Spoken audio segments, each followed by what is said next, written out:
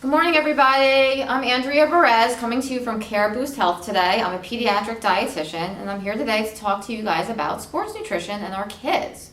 The reason why I wanted to talk to you guys about this today is we have a wonderful lecture series coming up. It begins next Monday, the 6th at 6:30. We'll be talking about an introduction to sports nutrition.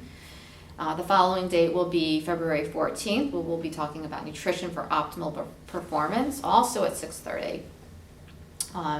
And then March 14th would be the next session. We'll be talking about navigating through dietary supplements and fad diets. And then we'll be culminating on April 4th, again at 6:30 on a Tuesday. We'll discuss a little bit more details about meal planning and sports nutrition for your kids, as well as proper hydration and sports drinks. Most of our kids are very active these days. In fact, 69% of girls and 75% of boys do participate in sports, so that's terrific.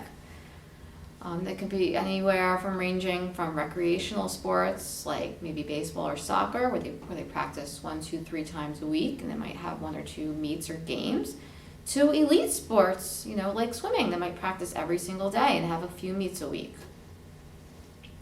So it's really important that we understand, what our kids need to be eating in order to achieve optimal performance. And as Jill Castle points out in her new book about childhood nutrition and sports nutrition, the book is entitled Eating Like a Champion. And she really makes an important point in that we are willing as parents to pay anything to improve our child's performance, but we're sort of missing the boat a little bit on what is really most obvious and what can be the easiest advantage to us, and that's good nutrition. Kids who play sports are just as at risk for developing issues like overweight and obesity that could lead into adulthood, and the health issues that coincide with that, because they're exposed to unhealthy foods just like all the other kids are, as well as nutritional deficiencies, which is even more that they're more risk for. Because of either not getting enough calories or just not making the right choices, and that can lead to pretty severe issues like delayed puberty or growth, also menstrual issues in women, and just overall fatigue and poor performance, as well as possibly disordered eating issues.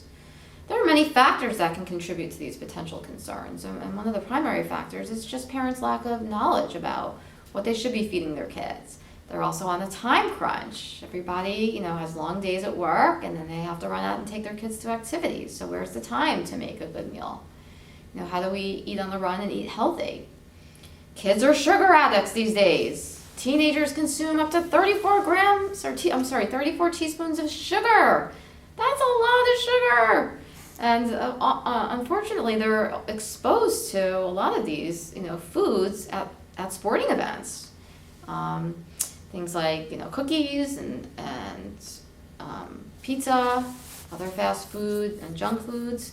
So it makes it really hard to make a good decision, to make a good healthy choice. The media also plays a huge role here.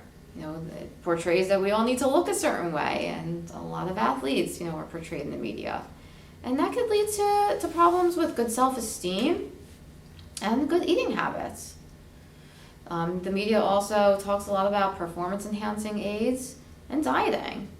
So how do we try to discern what's good for our kids and what's dangerous? And then kids who play sports, they often have I can eat anything I want kind of attitude. They think they're active and that they burn calories all day long, but that's not the case. They might not be burning as many calories as they think. Coaches also play a huge role on information that's disseminated to kids and parents. And sometimes they do rely on appropriate resources, but oftentimes these resources are based on an adult sports nutrition literature.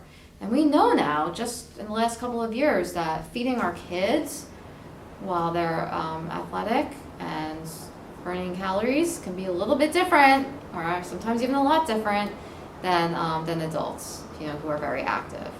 And that's why, I wanted to talk to you guys during this lecture series about, what's really important when it comes to sports nutrition in our kids. And what do we need to keep our kids healthy? And how do we keep it fun for them as well? And how do we keep it easy for you as parents? So thank you again for letting me speak to you today, and I hope to see you guys on Monday. Take care. Have a great day. Bye-bye.